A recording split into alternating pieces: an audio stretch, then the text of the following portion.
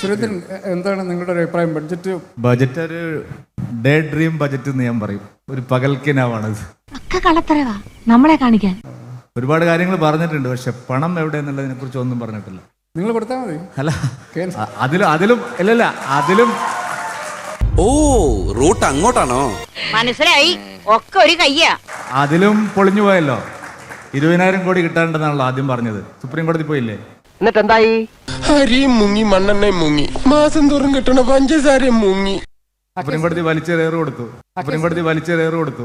എന്റെ കഷ്ടകാലം എന്നല്ലാതെ എന്ത് പറയാൻ. അല്ലെങ്കിൽ തന്നെ നീയൊക്കെ മഹാകള്ളന്മാരാ. ഇതുപോലെ ഒത്തിരി എണ്ണത്തിനെ കണ്ടിട്ടുള്ളവനാ ഞാൻ. സുപ്രീം കോടതി നിങ്ങളുടെ അവിടെ സെറ്റിൽ ചെയ്യണം എന്നാണ് പറഞ്ഞത്. താങ്കൾ ഒരു മുതിർന്ന മാധ്യമപ്രവർത്തനാണല്ലോ. നോണ പറച്ചിലല്ലേ തന്റെ തൊഴിൽ തന്നെ. അതുകൊണ്ട് ഏത് സത്യവും തനിക്ക് നോണയായിട്ട് തോന്നും. 20,000 കോടി പോയി, 20,000 കോടി ഇല്ല ഇപ്പൊ. അല്ല, അതിനെപ്പറ്റി തർക്കം വേണ്ട. കേന്ദ്രം കൊടുത്താലും ഇവർ രക്ഷപ്പെടില്ല. നീ എന്താ ഉദ്ദേശിച്ചത്? പറമ്പും പാടവും മറ്റുള്ള ഈ ദർബാരടിയേ. അപ്പൊ പിന്നെ രക്ഷയില്ല. കാരണം കേന്ദ്രം കൊടുത്തതൊന്നും ഫലപ്രദമായി നടപ്പാക്കാത്ത ഒരു ഗവൺമെന്റാണിത്. ഇഷ്ടം പോലെ വാരിക്കോരി കൊടുത്തിട്ടുണ്ട്. ഇവളോ പണത്തെ വെച്ചില്ല, എന്നാ പണ പൊരനെ തരില്ല. 2004 മുതൽ 14 വരെ എത്ര കൊടുത്തോ അതിന്റെ 5 ഇരട്ടി കൊടുത്തിട്ടുണ്ട്. ടാക്സ് ഷെയറിലും അല്ലാത്തതിലും. അടിച്ചു മാറ്റിയില്ലേ? ഇനി GST കോമ്പൻസേഷൻ പറഞ്ഞത് മുഴുവൻ കൊടുത്തിട്ടുണ്ട്. റവന്യൂ ഡെഫിസിറ്റ് ഗ്രാന്റ് ഏറ്റവും കൂടുതൽ വാങ്ങിയ സ്റ്റേറ്റ് കേരളമാണ്. ഇതെല്ലാം വസ്തുതയാണ്. പിന്നെ കിട്ടിയില്ല എന്ന് പറഞ്ഞിട്ട് യാതൊരു കാര്യമില്ല. കിട്ടിയത് എന്ത് ചെയ്തു എന്നുള്ള ചോദ്യമുണ്ട്. 100, 200, 300 എത്ര വേണമെങ്കിലും തരാം. പിന്നെ അവിടെ ചെന്ന് കിട്ടിയില്ല എന്ന് കംപ്ലൈന്റ് പറയും. നന്ദി വേണടാ, നന്ദി. ഇതെല്ലാം വർത്തമാനത്തിൽ മാത്രമേ ഉള്ളൂ എന്നുള്ളതാണ് സത്യം. ഒന്നും തന്നിട്ടില്ല. നോക്കെടുത്ത നുണയെ പറയൂന്ന് അറിയാഞ്ഞിട്ടല്ല. ഏതാണ്ട് 2 ലക്ഷം കോടി ഉറുപ്പിക കഴിഞ്ഞ 5 കൊല്ലം കൊണ്ട് കേന്ദ്ര ഗവൺമെന്റിൽ നിന്ന് യഥാർത്ഥത്തിൽ കിട്ടേണ്ടുന്ന പണം തരാതിരുന്നതാണ് കേരളത്തിന്റെ യഥാർത്ഥത്തിലുള്ള പ്രശ്നം. അല്ലാതെ എനിക്ക് പണി അറിയാത്തോണ്ടല്ല. കേന്ദ്ര ഗവൺമെന്റിൽ നിന്ന് യഥാർത്ഥത്തിൽ കിട്ടേണ്ടുന്ന പണം തരാതിരുന്നതാണ് കേരളത്തിന്റെ യഥാർത്ഥത്തിലുള്ള പ്രശ്നം. അതുകൂടി കിട്ടിയിരുന്നുവെങ്കിൽ അതിനനുസരിച്ച് ഇവിടെ വ്യവസായശാലകൾ ഉയരും. 5 വർഷം കൊണ്ട് നമ്മുടെ രാജ്യം ഒരു ഹരിത സ്വർഗ ഭൂമിയാവും. 6 മാസം കൊണ്ട് ഈ ഗവൺമെന്റ് മൂക്കും കുത്തി താഴെ വീഴും. ഈ കേരളത്തിന്റെ അവസ്ഥ വലിയ രീതിയിൽ വീണ്ടും മാറുമായിരുന്നു. ഒലക്കട മൂട്. അതാണ് നമ്മുടെ മുമ്പിലുള്ള ഒരു ചിത്രം. അതുകൂടി കിട്ടിയിരുന്നുവെങ്കിൽ ഈ കേരളത്തിന്റെ അവസ്ഥ വലിയ രീതിയിൽ വീണ്ടും മാറുമായിരുന്നു. എന്റെ അമ്മ സത്യത. ഗോവിന്ദ, എന്തോ എന്റെ സമയം മെനക്കെടുത്താ പോവാൻ നോക്കുന്നുണ്ടോ? സാധാരണ ഞാനൊരു കാര്യം പറയട്ടെ.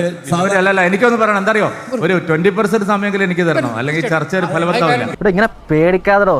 അതായത് ഒരു കാര്യം ഞാൻ പറയാം. മുമ്പത്തെ തെരഞ്ഞെടുപ്പിന്റെ ഫലം നോക്കിയിട്ട് പിന്നെ വന്ന തെരഞ്ഞെടുപ്പിൽ ഒരിക്കലും അതിന്റെ ഫലം ആവർത്തിച്ചിട്ടില്ല. 2019 48% വോട്ടും 19 സീറ്റും UDF-നായിരുന്നു. 5 മാസം കഴിഞ്ഞപ്പോൾ 2 ബൈ ഇലക്ഷനിലും LDF ജയിച്ചു 1. ഇനി ഞാൻ ഉറപ്പിച്ചു പറയുന്നു, ഈ തെരഞ്ഞെടുപ്പിൽ ഗോവിന്ദ മാഷിക്കും ഭൂരിപക്ഷം കിട്ടില്ല, സണ്ണി ജോസഫ് സാറിനും ഭൂരിപക്ഷം കിട്ടില്ല. രണ്ടുപേരും വളരെ അവശ്യ നിലയിലാണ്. അങ്ങനെ സംഭവിക്കും. ജമാഅത്തെ ഇസ്ലാമിന്റെ വോട്ടും കൊണ്ടാണല്ലോ ഇവർ വർഗീയതക്കെതിരായിട്ടുള്ള വലിയ ശക്തിയായ പ്രചാരണം ഞങ്ങൾ പറയാ. അവർക്കിടയിലുള്ള അന്തർധാര സജീവമായിരുന്നു എന്ന് വേണം കരുതാൻ. അത് തന്നെ എനിക്ക് നിന്നോടും പറയാനുള്ളത്. എന്നിട്ട് യാതൊരു മാറ്റവും ഇല്ലാതെ, യാതൊരു തരത്തിലുള്ള പ്രയാസവും ഇല്ലാതെ ജമാഅത്തെ ഇസ്ലാമി വർഗീയത പറഞ്ഞ സജി ചെറിയാന് ജമാഅത്തെ ഇസ്ലാമി വർഗീയത പറഞ്ഞ സജി ചെറിയാന് എന്ന് പറഞ്ഞു അത് പിൻവലിച്ചു. ഒരു ഭാഗത്ത് ജമാഅത്തെ ഇസ്ലാമിന്റെ മന്ത്രിയാണ്, ഒരു ഭാഗത്ത് RSSന്റെ പിൻവലിച്ചു പോയി. ഇത് രണ്ടും നിങ്ങൾ ചെയ്തുകൊണ്ടിരിക്കുക. ബാക്കിയുള്ളവരുടെ കുറ്റവും കുറവൊക്കെ പറയുന്നതിന് മുമ്പ് അവനവന്റെ യോഗ്യത കൂടിയൊന്ന് നോക്കണം. ജമാഅത്തെ ഇസ്ലാമി ഇവിടെയും PFI ഇവിടെയാണ്. അതാ വ്യത്യാസം. ജമാഅത്തെ ഇസ്ലാമി ഇവിടെ, PFI ഇവിടെ. കിട്ടിയ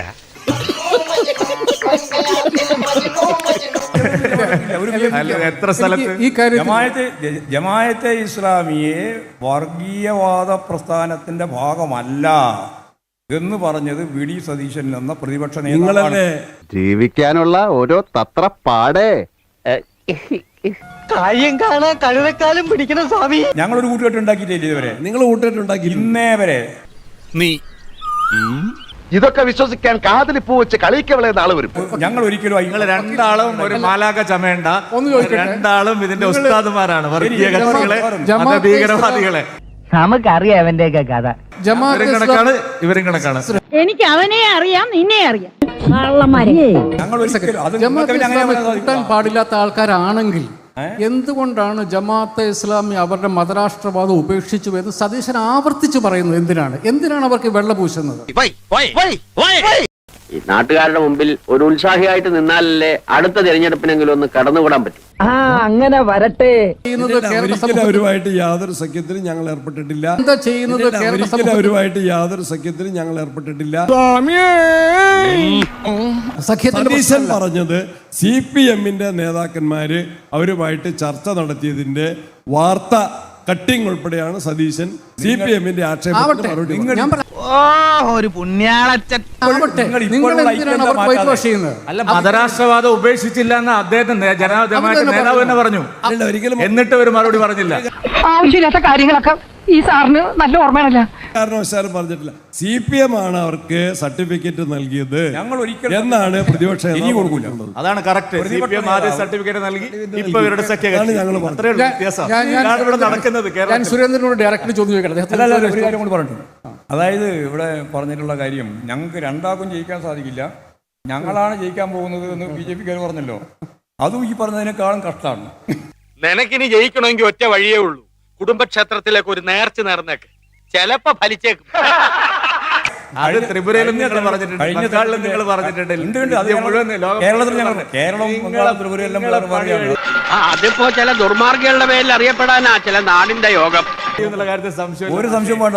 ഒരു സംശയം നിങ്ങളെ പണി കഴിയും. ഇവർക്ക് ഭൂരിപക്ഷം കിട്ടാനും പോകുന്നില്ല. മുടിഞ്ഞു പണ്ടാറടങ്ങി കുത്തുപാറ എടുത്തു പോട്ടെ, നശിച്ച് നാറാണക്കല്ലെടുക്കും. ഒന്നും കേരളത്തിലെ ഇടതുപക്ഷ ജനാധിപത്യയോ പിന്നെ തിരുവനന്തപുരത്ത് ഞങ്ങൾ ജയിച്ചത് നിങ്ങളുടെ ഔദാര്യം കൊണ്ടാണ്. ഒരു ജനങ്ങൾ വോട്ട് ചെയ്തിട്ടാണ്. ജനങ്ങൾ സമ്പൂർണ്ണ സാക്ഷരത നേടിയതാണ് നമുക്കടിയായത്. എനിക്കും തോന്നുന്നു ഈ മൂന്ന് പേരിൽ ഏറ്റവും കൂടുതൽ ആത്മവിശ്വാസം സുരേന്ദ്രനാണെന്നുള്ളതാണ് എനിക്കും ഒരു സംശയമില്ല. നിന്നോട് ചോദിച്ചില്ല. ഇളക്കല്ലേ. ഞാൻ പറഞ്ഞത് LDF-നും UDF-നും ഈ തെരഞ്ഞെടുപ്പിൽ കേവല ഭൂരിപക്ഷം കിട്ടില്ല. BJP 30-35 മണ്ഡലങ്ങളിൽ അതിശക്തമായിട്ടുള്ള നിർണായകമായിട്ടുള്ള സ്വാധീനമായിരിക്കും. ഏതായാലും അവൻ ഏതാണ്ടൊക്കെ മനസ്സിൽ കണ്ടോണ്ട ഈ കളിയൊക്കെ കളിക്കുന്നത്. അത് ഉറപ്പാണ്, ഉറപ്പ്. തിരുവനന്തപുരത്ത് എങ്ങനെയാണോ ഞങ്ങൾ ജയിച്ചത്, ഈ സർക്കാരിനെതിരായിട്ടുള്ള ജനവികാരം UDF-നേക്കാൾ പ്രതിഫലിപ്പിക്കാൻ ഓൾട്ടർനേറ്റീവ് BJP ആണെന്ന് തിരുവനന്തപുരം ജനതയ്ക്ക് കാണിച്ചു കൊടുക്കാൻ ഞങ്ങൾ കഴിഞ്ഞു. അതെ, ഇങ്ങനെ ഒരു വിധി എഴുത്തുണ്ടാവുമെന്ന് സ്വപ്നത്തിൽ പോലും വിചാരിച്ചല്ലോ. അങ്ങനെ ഒരു 10-30 മണ്ഡലങ്ങളിൽ ഞങ്ങൾ ഈ തെരഞ്ഞെടുപ്പിൽ ശക്തമായിട്ടുള്ള സാന്നിധ്യമായിട്ട് മുമ്പോട്ട് വരും. നിങ്ങളെ രണ്ടുപേരുടെയും സാധ്യതകളെ തച്ചുടയ്ക്കാൻ കഴിയുന്ന ഞങ്ങൾ മാറും. നമുക്ക് നോക്കാം. സീനൊക്കെ ഇനി മാറും. പിക്ചർ അഭി ബാക്കി ഹെ ബൈ.